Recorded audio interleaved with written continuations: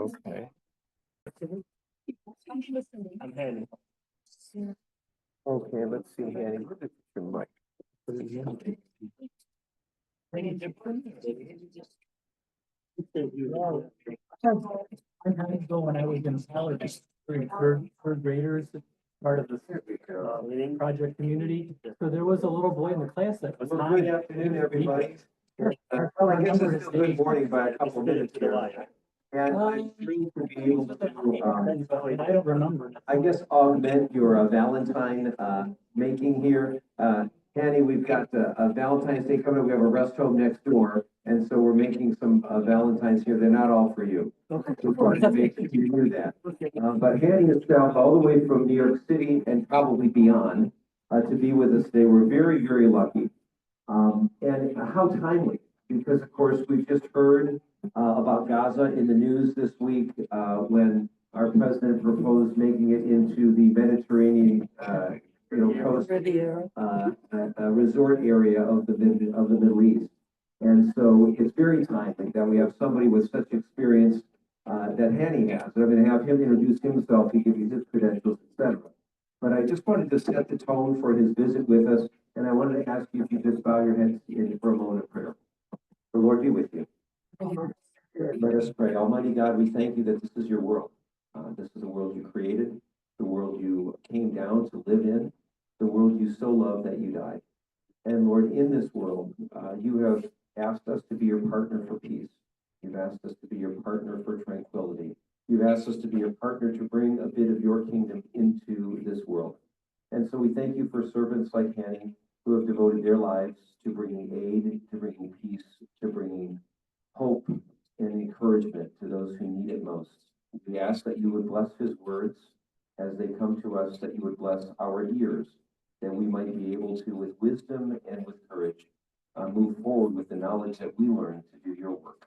In the name of our Lord Jesus Christ, we pray. Amen. And please give a warm St. David's. Welcome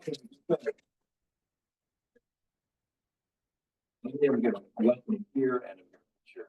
Like here, they like to sit behind the podium because we've got room going up here, right? And that way they can see. All right. Do you have anyone to? Hi, I'm Hani and Almadoun. How are you? Can you hear me okay? All right. I'm a Palestinian from the Riviera. I was raised in Gaza Strip. I live in Washington, D.C. I'm a father of two little girls, Zainab and Mariam, 10 and 8. You tell me what to do. And my wife is a fellow Palestinian.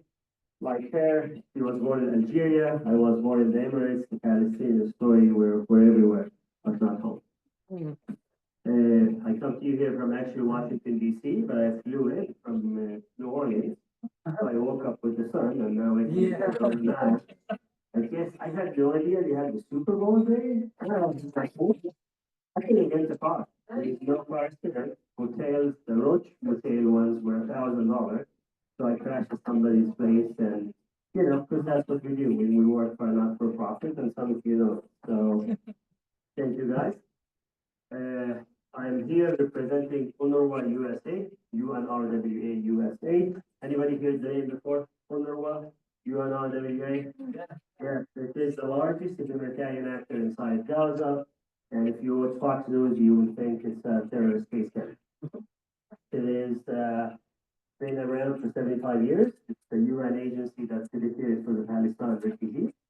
And right now, it is responding, delivering aid, delivering water, and fixing wells, but also sheltering about 400,000 people inside Gaza. They live on our properties. I do interact with this in professional capacity, but also personal capacity. My parents live in Gaza, in North Gaza. My parents are in the 70s. Anybody older? 70s. They're resilient, but they've also suffered a lot. So this is going to cover some areas. I'm going to talk about this a little bit. So I hope people are okay with that. But also hope. I first came to the U.S. with a scholarship from, Father, don't use this against me, a scholarship from the LDS Church. LDS Church sitting here. So I left Gaza, Utah, and this was America. So I was like, Utah, my America for 5 years, and then I moved to Washington, D.C. to see a different way. And I had a great experience, obviously church-going folks, and very generous. Neither of which really is America. Yeah, so where are we talking about? Charlie Boy, Michigan, is that the first one? Great. So, again, I said my siblings are in Gaza. And the horrors of October 7th happened. We were all in shock and trauma from what's happening to the Israelis. This is not the way the Palestinians are raised to believe. This happened. Horrible failures in many fronts, and obviously this is hearts and minds go to the victims of those horrors. Now, I'd like to go to the afternoon of October 7th, where in my professional capacity, I had to make sure UNWRA is able to have the funds it needs, because we knew hell is going to break loose, if I'm allowed to say. And then We wanted- talk about that place here.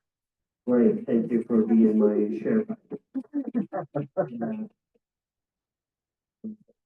So we did a lot of aid there. Then at the end, my family was in North Gaza and UNRWA was delivering aid. We were raising millions of dollars.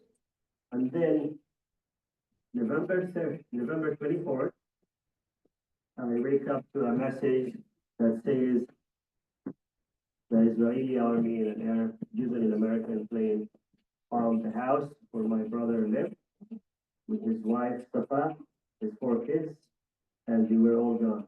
5 seconds, the whole place. And my brother is a full-time civilian, has nothing to do with anything. He's even cleared by the Israelis to go work inside.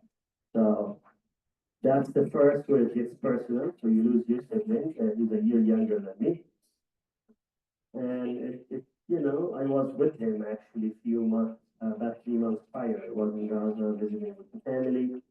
And then little did we know we were saying our goodbyes. My mom tells me every morning I wake up when I was in Gaza and just go spend time with her.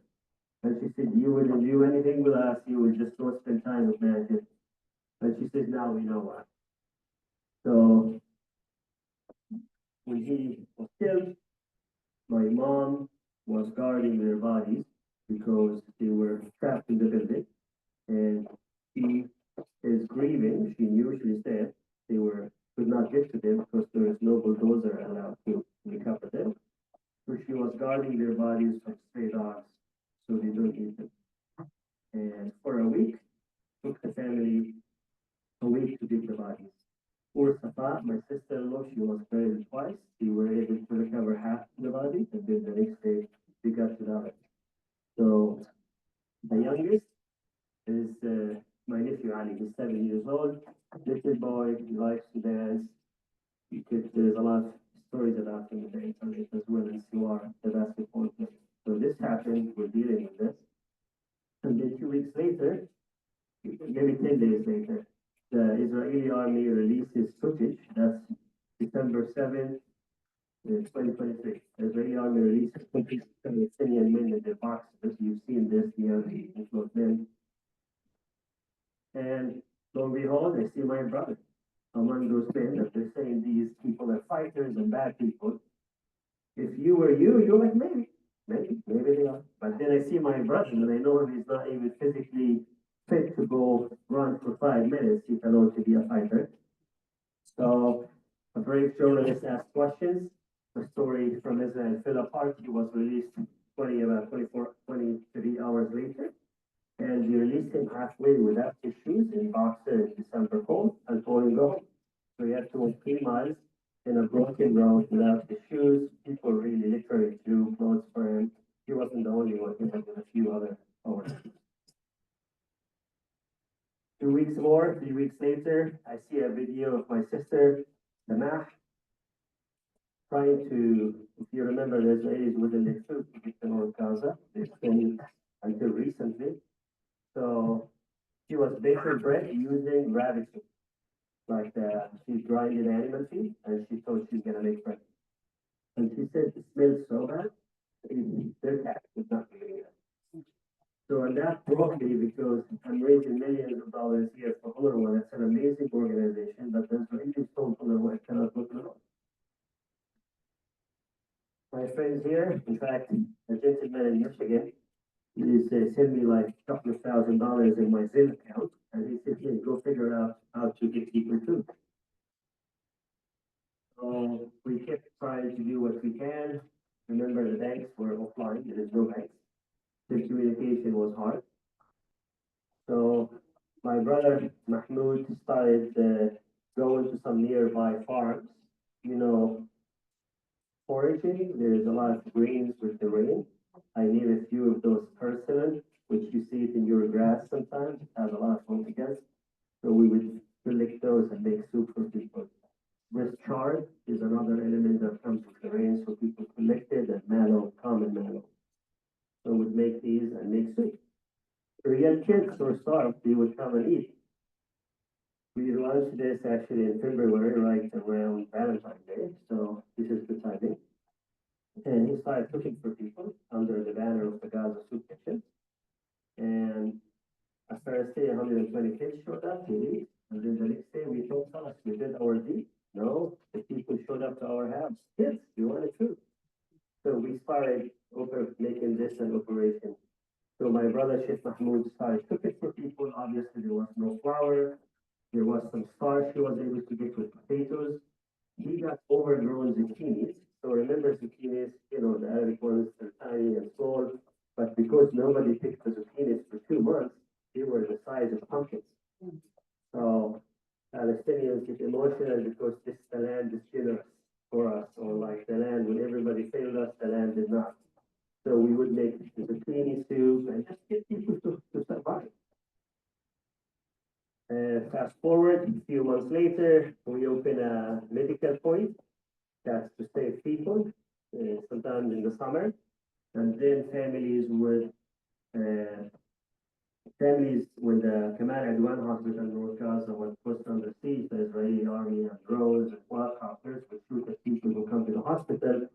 The medical point that my brother Sheikh Mahmoud started came to save lives. It is really a glorified urgent center, and the nurses were really sticking up and doing things that they should not normally do, but because there is nobody else to do this, so they would do a lot of serious stitching and trying to do as much as they can. They literally saved lives because nobody could go to the hospital, and there was no fuel for people to go, and ambulances were blown up to pieces. Now, then about around September, an Israeli friend of mine, his name is, he's a professor in North Carolina, he's a good friend. We opened a school in North Gaza because, in fact, our donor is the guy who started a different one here in Michigan as well. He's a Palestinian American physician, went to school at Harvard, and he said, let's open a school on behalf of my mother. And we named it after his mom. My Israeli friend said, hey, let's put something in Hebrew on it. So we did. We wrote in Hebrew and a big American flag says, school, please don't bow. You can see it from the sky. We use sign, we put it in the school. We have 560 kids go to school for about 3 weeks. Until in October 2024, the Israelis decided to go back to North Gaza for the 3rd time. And this one would be the most intense round of fighting in North Gaza that will see the destruction of every single home my family ever owned. So they destroyed one home in the early, destroyed my brother's home when they killed him, and they destroyed another one. So my family was on the run. We could not operate the soup kitchen, and then families started going west or trying to go to the south to survive. Then what happened is Kamal Adwan Hospital called in my brother. He said, we have patients who are dying. We need to get the meals. So Sheikh Mahmoud started cooking for people just for the hospital, not to do crowding or gathering. So he would deliver 200 meals every day to the hospital. Literally, he would send me videos and the quadcopters just walking into the hospital. You remember Dr. Fasal Safiya? Anybody knows this doctor who's walked to the tank just a few months ago? So anyway, the family kept delivering food there, and Sheikh Mahmoud was really trying to help the neighborhood. He delivered water. So whenever the Israelis want to send a message that people should leave, the first thing they will bomb is the water station, because no water, no life. And then if people don't leave, then they bomb the hospital. So this way, like, hey, if anything happens to you, you're as good as dead. So many people have died States for 2 weeks until he was a young man. So that's the reality that was forced on Gaza, civilians, people of Gaza, like my family. And then we deliver a shipment of fresh produce using the ambulances to the Almadoun hospital on the 23rd of November. We do another one on the 27th, and then we wait for it to get delivered. So remember, by that point, I lost my brother, Majid, his wife, and a few other cousins and friends. And then on November 30th, around 8:30 a.m. local time, my brother Mahmoud walks to the hospital. He leaves the house. He tells his wife, we'll make breakfast. Let me go pick up the hospital, see if they need anything to come back. He barely leaves the house about 30 yards. An Israeli drone was waiting for him and killed him on the spot. So this is my second brother, Ismail Kais, total civilian. I challenged the Israeli army to tell me why they killed my brother. They have not given an answer. They don't care, and nobody in the White House can press them to do this. And remember, they arrested him twice. And all Palestinian men always get detained, but then they would release him, so there is nothing on him. The only reason why they went after him is because he was sustaining life. He was supporting the community, making soup, delivering water. And they killed him with the drone. And then we knew this is personal. We've actually given the Israelis his phone a few times. We've given them the coordinates where we were in good faith, because we want to make sure you know where you are. Because they can claim, oh, we didn't know. No, they knew. And they still killed our brother who's 32. He leaves behind 7 kids, including a little baby who was born. He's with me. He's okay. He's a good guy. I love you. Hi. How are you? So he leaves behind 7 kids, and the youngest was born 3 weeks prior, and she wasn't even named because there is no office in Gaza that could register newborns. So they kept calling her different names. I think they settled on Ali. That's the last argument he had with his wife. What name he would give this baby? So this is sort of like the scene we deal with, and where any common person, I think some of the rebellious American spirit would understand this. Some people won't. So the Israelis had hoped we would stop operating, but we did not. We kept going. We kept feeding our neighbors. We expanded our soup kitchen from 3 to 7 because this is our responsibility. We are able to do and help, and not too many people are able to do this. And it's still there's the bank still working also. Still communication is fine, but we want to feed our neighbors and we tell those stories. So not only did I do this just a humanitarian side, I was in many meetings in our government, from Congress to White House. I could name names. I spoke to the media, CNN, NBC, all that stuff, half a dozen, NPR, to tell our stories. Even when they killed my brother, the next day I would tell the media because not too many Palestinians are getting these opportunities, and I know my siblings are proud of them. And I always tell the producers, I do it for history's sake, because sooner or later they would realize what's going on in Gaza is a genocide. I know it is at the personal level. I know that people have opinions. I know people will say, how about this? How about that? When it's been done in Gaza, even within the U.S. government, we recognize that. But some of those things get called back or suppressed for political reasons. It's unfortunate that my brothers get killed using American weapons of technology. I don't hate America. I just hate what they're doing in Gaza and many other places. And it's hard because this is, I'm one of the people who always say people vote. And our community didn't know which way to go, you know. In fact, the DNC in Chicago, I was flown in to be one of the people, the Palestinian voices that would have given us the opportunity to speak. But they decided no, they did not want the Palestinian voice. That's the Democrats, that's the liberals. And basically somebody told them, you want our votes, but not our voices. And I mean, look, this is now in my personal capacity. I've gotten to know Kamala Harris at a personal level. She's written to me every time one of my brothers gets killed. But she's also the vice president of America. She owns like these decisions, the weapons, and all that. And the human side, yes, I respect her. She's the only one who reached out when the family was being genocided. But at the end of the day, it's the old genocide in Gaza. This is not a surprise. She's not, oh, I'm a poor person in this community in Michigan. No, she is confused. So, call to action for you all here today. I really want to answer you. I really want to have a conversation. This is really where, you get the most benefit from this. Two things. One of those things is really talk to somebody in your family, grandchild or something about this talk. Go if you're in social media, look up the Gaza Soup Kitchen. Also, you can support UNWRA-USA. Make sure you put USA in there. This is a group that the Israelis are fighting. They're spending $150 million to just tarnish the name. And that's that, because this is an NGO that's been around for 75 years. Now, the Israelis hate it because it actually supports the Palestinians and it talks about the right to protest. UNRWA is supposed to be a temporary organization. What does that mean?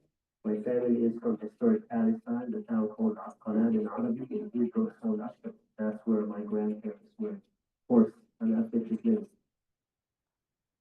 And you talk to your community, right? A letter to your local newspaper. You know that the people who love Israel are very vocal. At every turn, they're gonna tell you the Palestinians are monsters and all that stuff. And they get very far with those. And I just want you to know to represent. It's a lot easier for you to make some of those arguments than it is for me. And we do it in a way that allows other people to join us.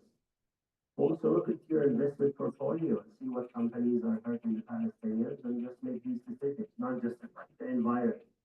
Things like that. You really want to make conscious decisions about those companies that literally fueling the genocide process.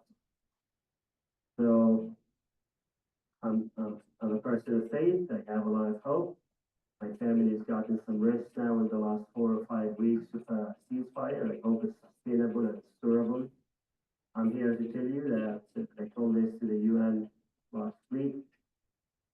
Evacuating or forcibly removing the Palestinians out from Gaza is like as impossible as emptying the ocean. You could not do it. We would not leave. Families, I did not just lose 2 brothers.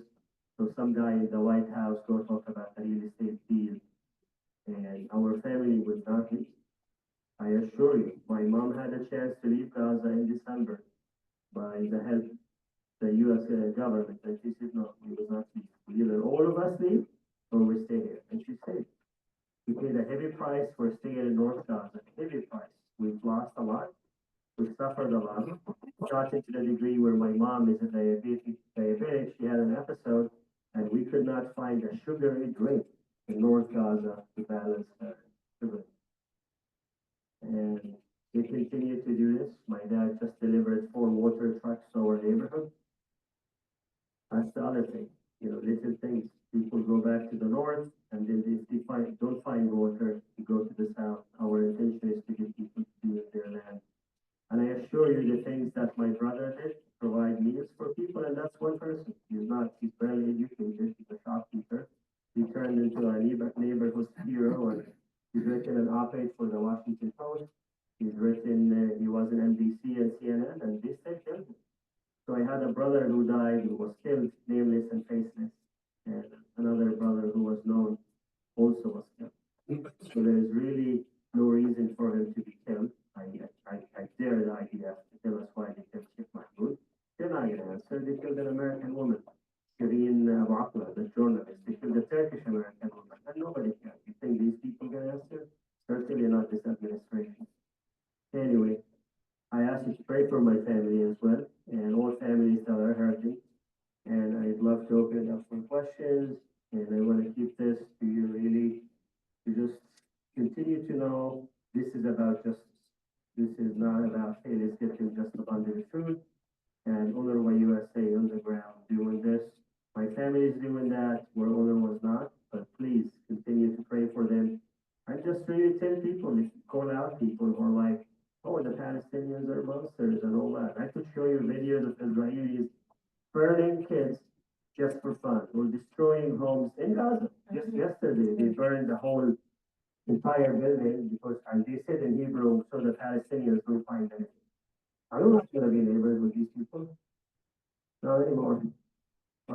Yeah, I know, I'm sure we have a lot of questions around here, this other microphone, because we have enough people here, so I think it's important that you use it, but just a clarifying question before we start, you're with, UNWRA and, USA, and, you guys are sanctioned and funded by the UN.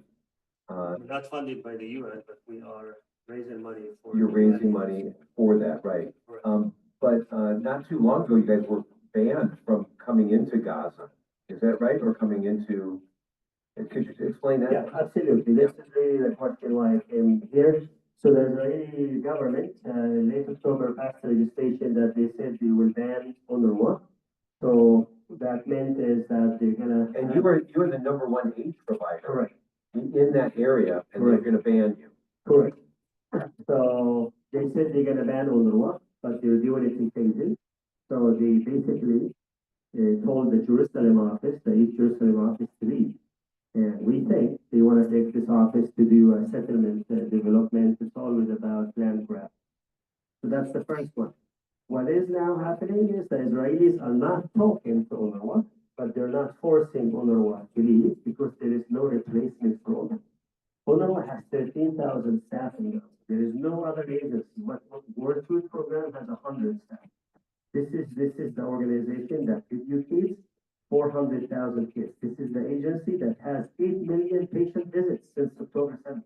This is a large response. Now, that means we are responding. We're still in Gaza. There is another layer to this, is the current administration just said there is no U.S. funding for UNRWA will happen. So the U.S. used to be the third funder for UNRWA. The new president, he said there is no more funding. He defunded already in 2016. He defunded the agency. He doesn't like it because he's listening to the wrong people. But at the end of the day, UNRWA remains on the ground. We don't know for how long, but we know that it's responding, and we are raising the money here and delivering it for Gaza.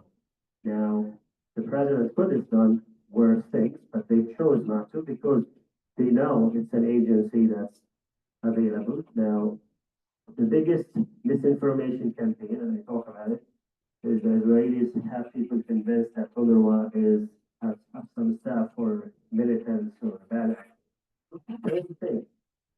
There's every single person who works for UNRWA, Israel has their name. They've never, ever told UNRWA, this person is bad, remove him. UNRWA would. Whenever Israel says this person should not receive help, okay, we listen, right? Because UNRWA, a UN agency, is in Utah. UNRWA does not take a step. UNRWA has not told what's happening in Gaza a genocide because they say, my job is to deliver food. There are other entities that do this. So the Israelis do not like UNRWA, not for any of this stuff. Because of the right of return. UNRWA is one of those entities that says Hani is documents that Hani and my dad and my grandpa came from a town in historic Palestine. We have to be at some point reparation or return, and the Israelis think in their mind that if UNRWA goes, then that right will cease to exist, and the Palestinians will no longer be refugees. 70% of the people in Gaza are not even from Gaza. They're all refugees from nearby. And guess what? The town we come from is called Ashkelon, Hebrew. It's the #1 place where Ukrainian refugees prefer to live in. So the refugees who are kicked out from Ukraine, they come live to a town where our family is. The Israelis will tell you we don't have room for the Palestinians, but Ukrainians are coming back living in our ancestral homes. I went on floor. That's okay, that's okay. So who were your top two funders then? So the UN agency, the top funder used to be the US. That's not happening anymore. I think the three top funders right now for the agency are Germany, Japan, Saudi Arabia, and all of you, the American public. UNRWA USA delivered about $50 million to UNRWA last year, and that made the American donors #4 funder for the agency. How much, Andy? About 50 million. So that's people have not stepped up as much as they can, but make no mistake, the lack of the US funding will create problems. But at the end, some people are sticking up like the American public. I'm gonna share this just quick line. I go talk to Congress a lot in my Palestinian American capacity as a voter. And I talk to them for a long time. They never write anything down. And one time I see them write notes down when they say, hey, Congressman, we raised this much money in your district. This is the one time because they know the more money you raise, then people care about this, and that's political money, could be eventually. That's a lie, I swear. The only time you write notes. Any questions here for folks? Ray, do you want to start? Who's got questions? Here you go. I was wondering where your town, I was confused by the town, you said that you were from, that's not in Gaza, but that's In in, Hebrew, it's called Ashkelon. where is it at? North of Gaza, it's about 20 kilometers north of Gaza.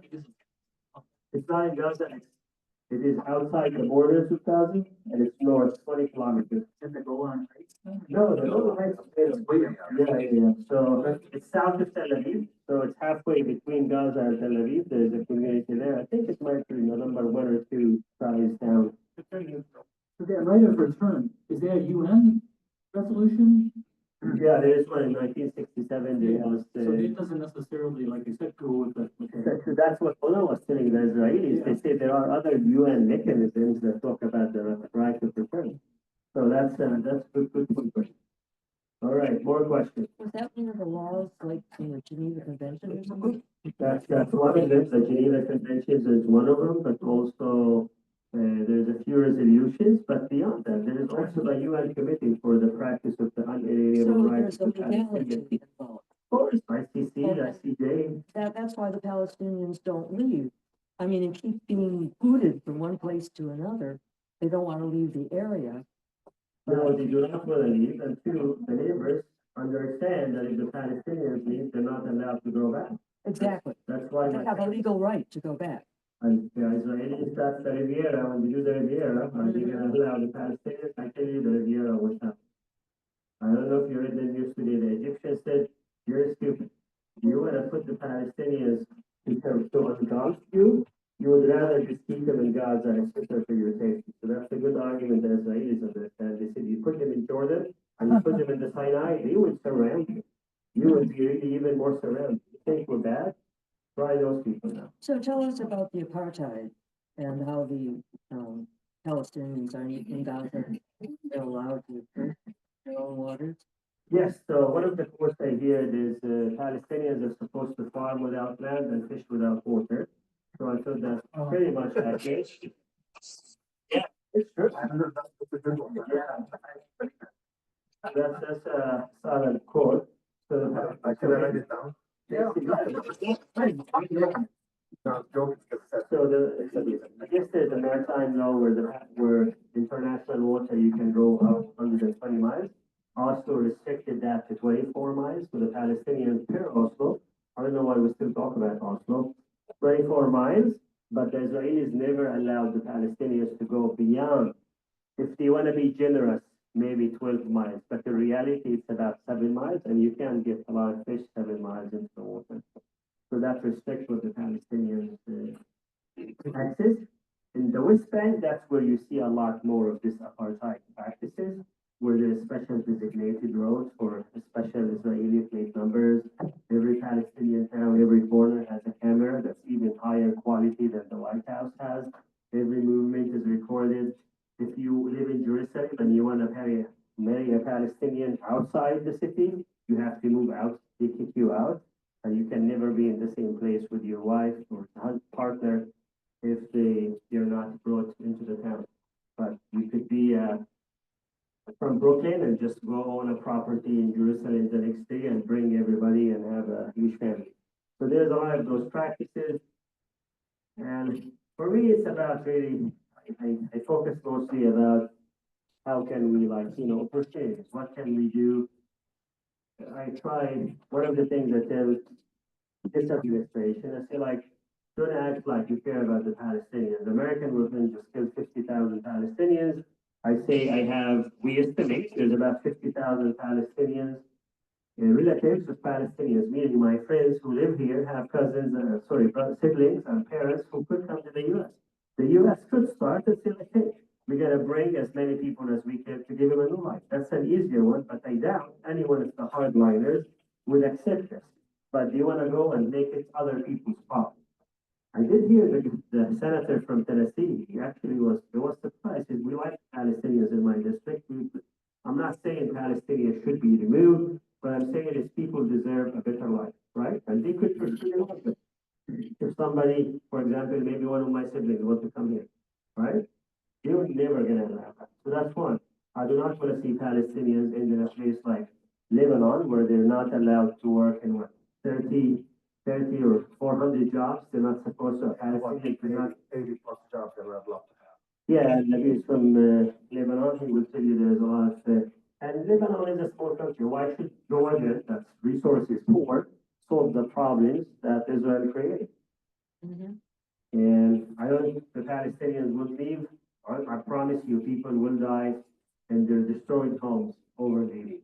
Now, I'm not saying that some young men and women want to leave. I support them, whoever want to pursue any crochet, but the people will not leave their land. And our role, not to just comment about this in Facebook, but also support them in ways that make a sense, like a scholarship, like education. That's the biggest gift you can give to the Palestinians. We owe it to them to educate, and we could choose this. And instead of our tax dollars going to buy weapons, you could do a write-off donation and then support them in ways you can, but also advocate for them. Thank you. I'll take another question. Marty, you won't need a microphone. Yeah, I knew that, you know. Now I know. Uh, you may be aware that we have had someone from the Jewish. And they used a very interesting term, which I understand, and that this is for them an existential issue, okay? It is clearly an existential issue for y'all, okay?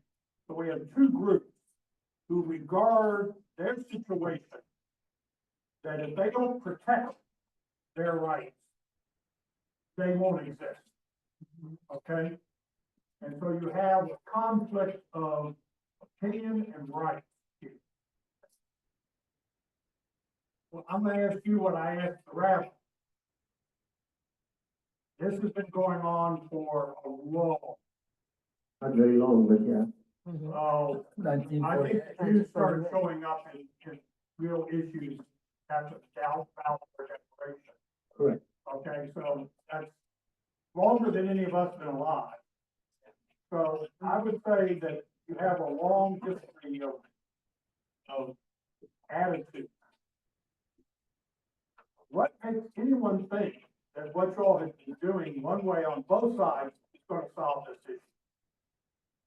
And what your mind will eventually move this into some kind of way of resolving this conflict? Thank you. Yeah, look, so conservative estimates says that Israelis, about 25% of the Israelis, at least 25% of the Israelis have a second country. You have a choice to go other places. Palestinians don't have this choice. Thanks so much. A lot of them, everything they've known is the refugee camp and siege, and that's unfair. No, this is really in my personal capacity, and I do not talk to UNWRA-US here. October 7th is a failure by the Israeli intelligence. This is their own failure. Thomas Friedman told them this, who loves that state, who told him, you've built walls and fences to protect that, and yet you failed. And I feel because of that failure, the Israelis are trying to make everybody pay the price. One turn, they're turning to UNRWA, saying UNRWA is bad.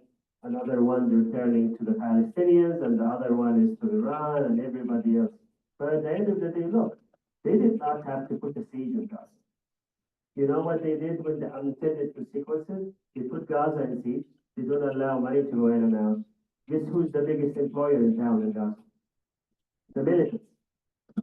Whereas, if they didn't be open, Palestinians from the West Bank allowed to go swim in the Gaza beach, they would stimulate the economy, do great jobs. Two, why are they limiting the internet in Gaza and the bandwidth? In Gaza, we have 2G internet. How many Gs we have here? 5G.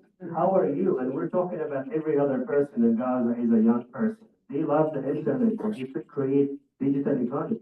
The Israelis limit it. What are you gonna do about this? You know, like you really make your enemy the biggest employer in town. And I'm sorry, even Netanyahu was sending cash back, $50 million a month that goes into the guys that did this. What I'm saying is ultimately what people need to understand is the well-being of the Palestinians is attached to the well-being of the Israelis and vice versa. And the right wing in Israel, they're even not pissing off the Palestinians and killing a lot of Palestinians, but they're also pissing off the remaining elements of the Israeli left. I used to be, as a young man, I used to go to these visits in Israeli schools and all that. I thought we were hopeful in the 90s. But then all of a sudden, Israel took a right turn somewhere. And that's how it became hard. You know, there is no reason for Gaza to be completely destroyed. But they did. In fact, the whole war could be prevented in October 8th when they said, we'll give you everybody and we'll lay our arms. But no, you think now, after they murdered 50,000 people and there's 100,000 injured Palestinians, 35,000 of them need evacuation now, including my nephew Omar, and about 30,000 amputees in Gaza, including children. Do you think we're gonna look and say like, hey, my bad, oopsie? This was a strategy. And guess what? Look around the globe. Do you think people love Israel, or do you think more of Israel or less right now? Let's be honest. So this hurts. So when they killed my brother, I tell you, they could have called me and said, have your brother leave, and he would have left. But no. When you have a hammer, everything is what? Thank you. So back to your question, which Well, is, I appreciate what you said. I think y'all are living over there in a state of, I mean, it's unthinkable. It's actually unthinkable.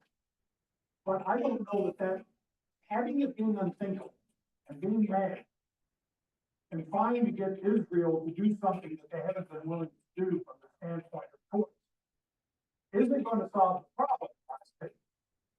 And because there's got to be some way to solve the problem. Because from what I told the rabbi, do you really think what you're doing is going to solve this for you? And his answer was no. It's going to generate anger, frustration, deeper commitment to exactly what you're saying. So both sides are at the point of even being more radicalized than they've ever been. And that's not going to solve the problem. What's going to solve the problem? I don't know if anybody please weigh in, but I just tell you that the U.S. has to, I get some answers there, but I think the U.S. also has, we're not asking the U.S. to be an even-handed mediator. They're not. We want it to be an honest mediator. And there's just second, like, do you think this administration will do justice to the Palestinians? You say ethnic cleansing Palestinians. I think a lot of opportunities. Do you know that there are people inside Israel who donate to UNWRA? There are people who donate to the Gaza soup kitchen. There are still Palestinians who are willing to talk to Israelis. But the right way, like in both sides, but I mean not both sides, this man. We just lost 50,000 Palestinians, and that we know. Today they found 10 bodies. No, we don't know who these people are. I'm gonna share this, and then I'm gonna give the mic here to my friend quickly. Last week, Sheikh Mahmoud, when he was killed, there was drones, we buried him in a just makeshift grave. Last week, we went to take him to a proper cemetery. Think about this. My brother got him out, we buried him in a blanket, not the white shroud that we usually use, so he got him out, wrapped him up, took him to the cemetery. We wanted to bury him next to our siblings, my brother Majid, who was killed by Israel. My brother Mazin, who got killed from Corona 2 years prior. Guess what? The Israelis raised the whole cemetery. Tanks rolled over the Palestinians. What were they thinking? You're gonna find there. Mahmoud, we buried him next to strangers, unknown to man, but known to their creators. And now we're looking at this and saying, why did they like, it's not just in death, in life that they destroyed it, also in death. And the worst part is they do not recognize how evil they look from the outside. That is very briefly. Would you come up here to be able, there's a Yes. Zoom camera up here, so they can hear what you, and do introduce yourself too. Yes. Okay.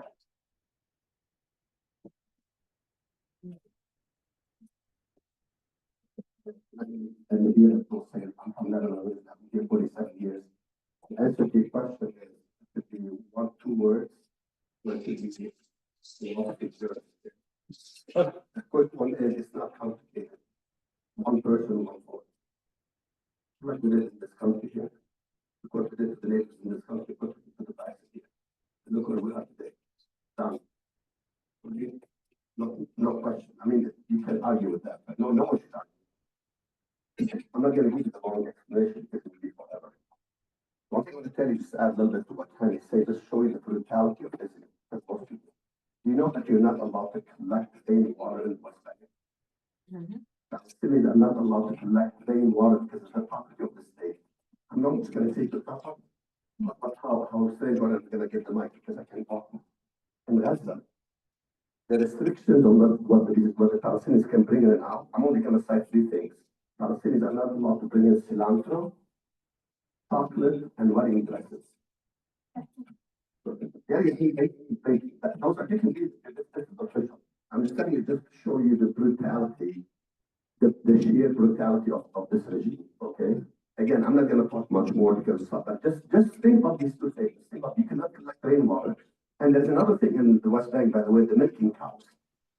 They arrested cows because they were threat to the security. These are all documented stories by Israel, not by me, not by right. So the answer to your question, and I'll wrap it up because I live local here. I can talk to you guys all you want there. Who can solve the problem? Here. This is what the problem is. The problem is not there. The problem is here. The problem is unconditional support to Israel, no matter what. They're infallible. Yeah. We can criticize Jesus here, but we cannot criticize Netanyahu. Right? Yeah. We can criticize, we can make fun of Jesus, we cannot criticize Netanyahu. One last thing I want to tell you, I'm an activist in here, I've been working for a long time. You guys know who Peter Beinart is? Yeah. Peter Beinart. Mhm. Okay. If you guys don't know who he is, you should look him up. He's an amazing journalist, he's Yeah. Jewish, academic, historian, journalist, blah, blah. He written many books. He is right now the most hated Jew in America. He's a wonderful guy. We're trying to bring him here. We were shut out by 5 churches and 2 universities. You know what Trump says, make America great again? We want to make America American again. Amen.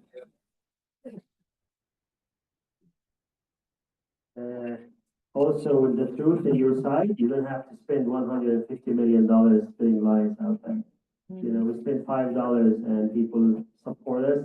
These guys spend millions of dollars. And I do not want to name people who are big companies who are spending, like there's an ad in the Super Bowl, I imagine, paid for by a big Zionist. So, yeah, that's one, but there's also some people who, anyway, yes, sir. You wanna come up here for the Zoom?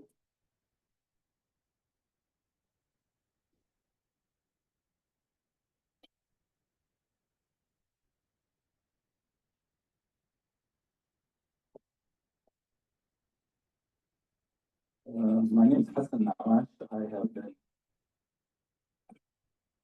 been an activist ever since I was 12. I'm now 84. And I am an Nakba survivor from 1948. My family was evicted from Ain Karam, the town now incorporated West Jews.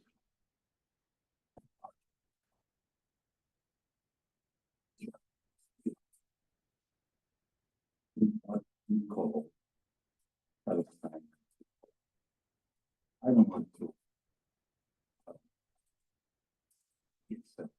It's implied for me to come. I just want to say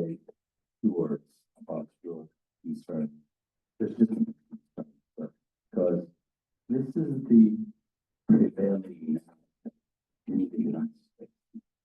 These have those two people have equal rights. Just like South African whites had equal rights of having apartheid in South Africa with the whites. Yeah. Now, if you want to advocate that, it's up to you. I disagree. In fact, even during the Reagan era, we brought down apartheid in South Africa. I'm saying the American people. It is not symmetrical in the case of Palestinians. I'll tell you in a sentence or two. The right of return of the resolution of the UN Security Council was dedicating the acceptance of Israel in the United Nations, that all refugees uprooted from their homes shall return as soon as possible back to their homes.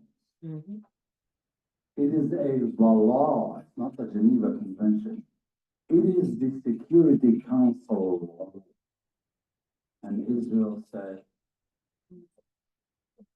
we want a purely Jewish state, period. We don't care about the UN, we don't care about Palestinians. This is an exclusively Jewish land, and it only belongs to Jews. It does not belong to anyone else. Palestinian, Aborigines, anybody from the original inhabitants can go to hell. Correct? I am Palestinian. I am not an equal human being, a human being with a Jew from Australia arriving yesterday in Jerusalem or anywhere in Palestine. I don't have equal worth. Therefore, this is not a cemetery, this is a racist, apartheid, state exclusivist. One people have rights and the others are dogs. And these are not my words. These are the cats, actually parliament people who now are in the cabinet. Hello, fellows, Israeli citizens and Arab dogs.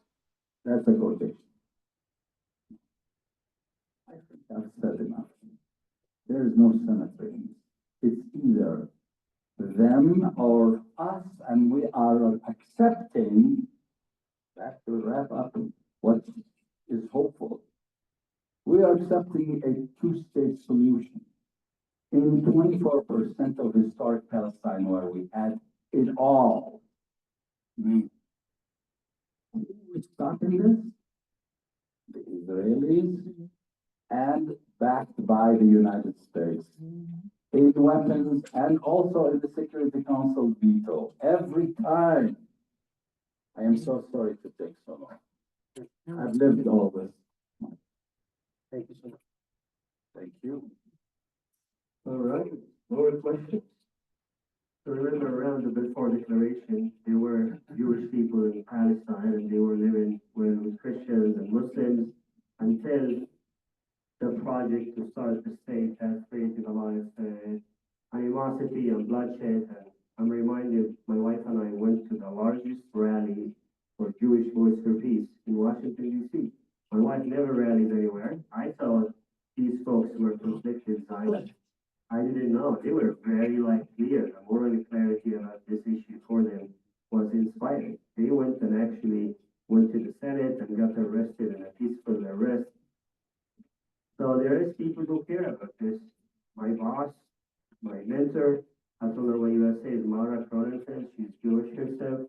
So we work together on this. And this is not, I don't know any Palestinian, and I'm being 100% factual. I have yet to meet a Palestinian who says Jews do not have a place in Palestine.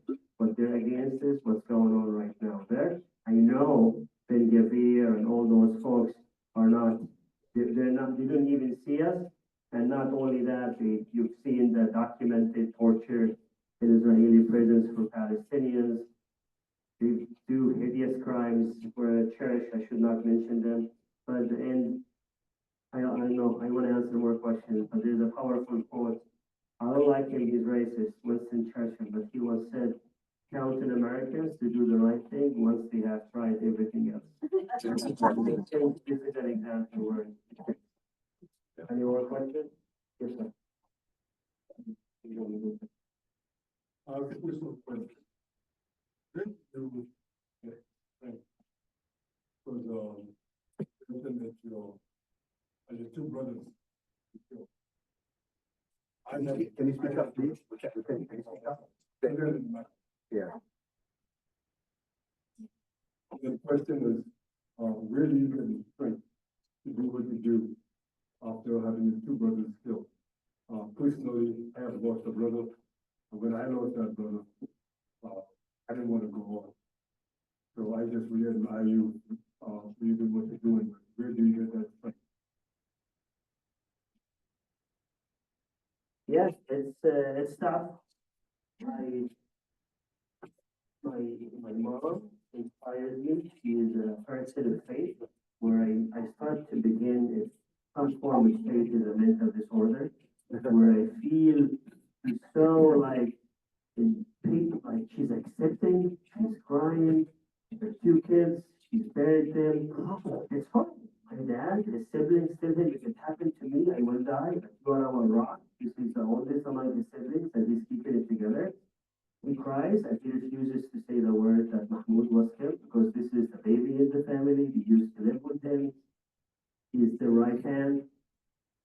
I'm taking comfort that he helped people. He, Christ life in the way that he lived his life, and he fed kids, he provided water, he opened the medical clinic, and I know that one of his last acts, we talk about generosity, his last act, he took all his life savings, $26,000, and bought blankets and food and gave it to the hospital so people can stay in the hospital. And that's what it brought the end of him, because they did not want him to help anybody. And I take comfort, like people here, we love our things, which is fine, but then he took wallahi, the $26,000 he had, and bought the blankets, and he said, and he refused. I said, can I pay you something? He said, no, later. Now we're gonna help the children. He was not like that. He was always a hustler, he's trying to do things, but something about this that drove him to do this for 10 months. That when he died, when people told his story, what gives me comfort is I give his voice and story to the world. The moment he was killed, I was in the news, Democracy Now! Telling stories, because that's how we make it real. He wasn't a number. And it's hard. My wife sees me cry a lot. Sometimes it gets to me whenever I see this documentary somebody made about him. But then, I have faith, but not as much as my mother. And I know that when I look at the Palestinian Hind Rajab, the little girl who got trapped in the ambulance and the family car and they killed her, and I say, I live here, I've been removed from this, I cannot imagine being a parent, getting your child called for help, and then to be killed. And guess what? The two medics, the paramedics who went to get her, one of them is one of our relatives. His name is Ahmed Almadoun. He was also killed because he was trying to rescue her life. And when the Palestinian Museum is built, their names will be written there. I'd rather my brother be alive, but this is sort of like the conditions that Israel imposes in the Palestinians. We do not have to be perfect victims, but that's sort of like the legacy he leaves behind. And it's not easy. I only have one remaining brother. He's helping with our Gaza soup kitchen. I don't talk about him anymore with the hope that the Israelis will leave him alone. And we're one of many families like that. I just happen to be here in America and trying to do this work and sustain refugees who need help. So that's what gives me hope. But it is not easy. I question it a lot. My wife would probably not get out of bed if this happens in her family, and maybe that's the way it should be. I don't know. Is there a last question before we? Yeah. Correct me if I'm wrong, on sixth. So, Netanyahu was a week away from prison, right, on 7th of October. So now he is Prime Minister of one of the strongest country in the world, and twice visited, DC. So who is winning? In other words, I think it's Netanyahu's plan, and he wants to be in power because then he will be in prison. And the whole world is supporting him, including us. What are we doing? That's one question. Second thing is, what is the longer plan for Israel? What are they trying to achieve? And what they want with Israel now? And third thing is, why the Western world is so cold about Palestinian issue? Thank you. So many questions. Yeah, people who commented this, that he is implicated in many corrupt trials, including a U.S. businessman. He knows when the war is over, he's probably going to prison. But at the end of the day, he is really shaping the Israeli society in a way that does not look good for people who invest in a democracy and a secular democracy. This is not what it is, even to a degree where Israeli left culturally Jewish Israelis or people who are not too much into the faith, they are leaving because a lot of these things are alarming them. I looked about 90,000 Israelis left last year just because they don't like this system, and a lot of them are upset about the genocide in Gaza. I cannot speak for them. So at the end of the day, he is becoming the longest serving Israeli prime minister, and he's being propped by this administration. It gave him a lifeline, in fact. Some people argue it was a different administration. He would have been shown the door. I don't know. I don't think that's the truth. When he came to the Senate, actually, Congresswoman Rashida Tlaib took me to be in the hall in the Senate to hear me speak. And that was emotional because she said, this is America. We're not going to be, hiding. We have to be presented. And she said, I wanted somebody who's lost a sibling or a family member to be in the room to remind them of this. It wasn't easy, but I did. And you would say, I did not think the American president got so much ovation. It was so standing ovations, and it was really very sad. So my advice to Arab Americans and Muslim Americans is always make a lot of money, because that's how you make change happen. That's the message we're sending to our kids. That's very Christian. Thank you. People with their money, they could get people food, but they could also tell the politicians to pull it back. This is really what this is. The media, you think, the reason why I get in these media stories is because a young Palestinian or Arab or Egyptian or Muslim producer insists, hey, you bring Israeli voices, you need a Palestinian voice. That's why we can be lawyers, doctors, engineers, but also do other things. And then the last question about, I don't know, does it look really good for the Palestinians? But, we survived this administration once before. They failed in doing the deal of the century that they were hoping for. There is no assurance that they will succeed in whatever they're trying to do. But it does seem that our people have, I hope, have seen the worst of this nightmare in Gaza. And I'm hopeful that he will be shown the door, Bibi Netanyahu. But again, careful what you wish for. Yeah. There's no guarantee the new person is going to be a softie. Just want to ask, 60% of Israelis said they want to get rid of Gaza. No, actually, 72% of them, they said they agree with Trump. So maybe he should be their president. Yes. Thank you guys, and with that note, and make America American. Thank you very much.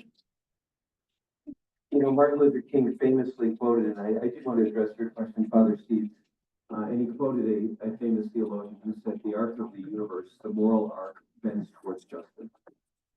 The moral arc of the universe bends towards justice.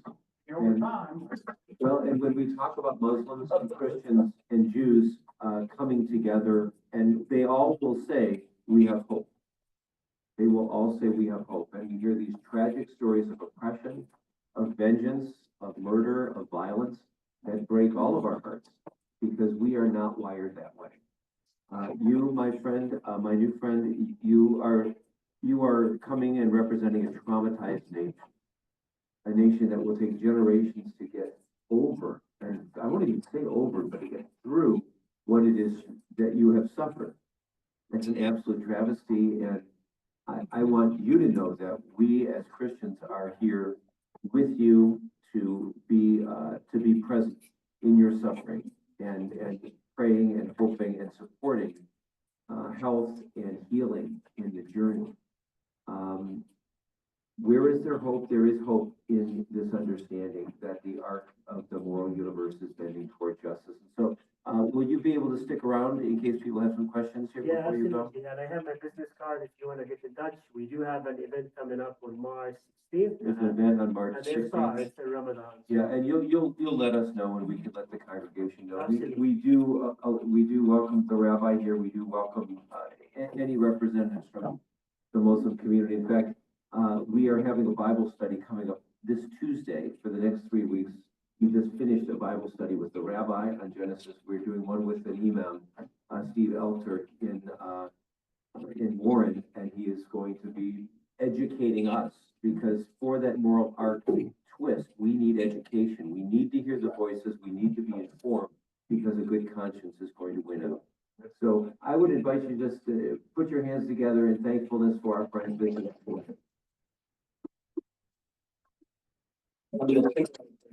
Thank you.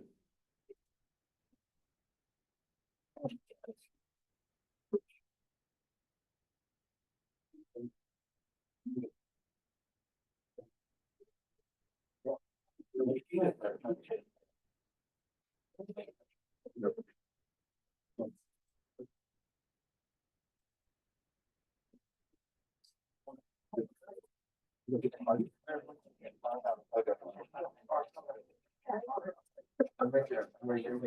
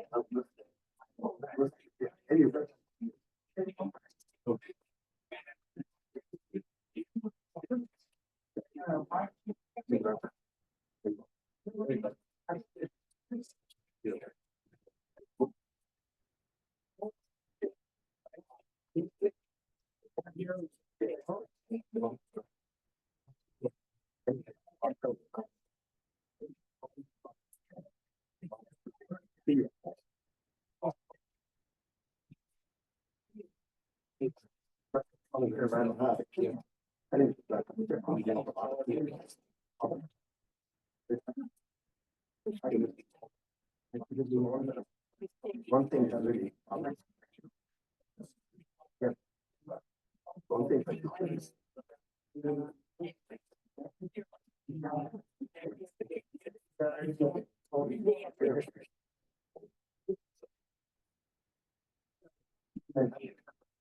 Hey, oh, you're like that.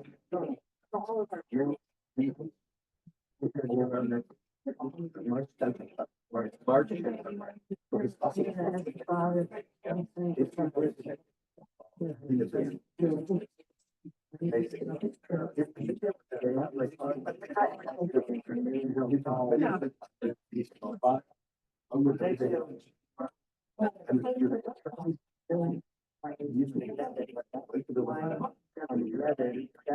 had the time to want to speak about that.